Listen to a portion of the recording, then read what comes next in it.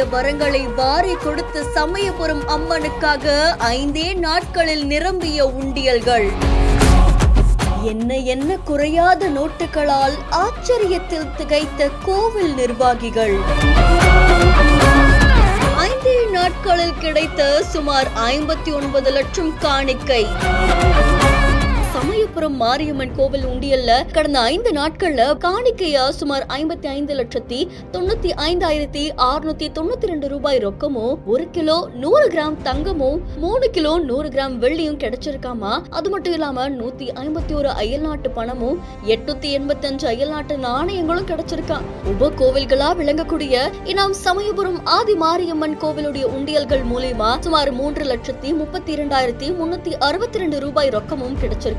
இதுல ஓம்காளி அம்மன் கோவில் உண்டியல்கள் மூலமா 26,019 ரூபாய் ரொக்கமும் கிடைச்சிருக்காமா. போஜேஸ்வர் கோவில் உண்டியல்ல இருந்து 5,008 ரூபாய் ரொக்க காணிக்கையா கிடைச்சிருக்காமா. கோவில் இணை ஆணையர் பிரகாஷ் அவர்கள் தெரிவிச்சிருக்கிற இந்த தகவல் பலரையுமே ஆச்சரியத்துல ஆழ்த்தியிருக்கு.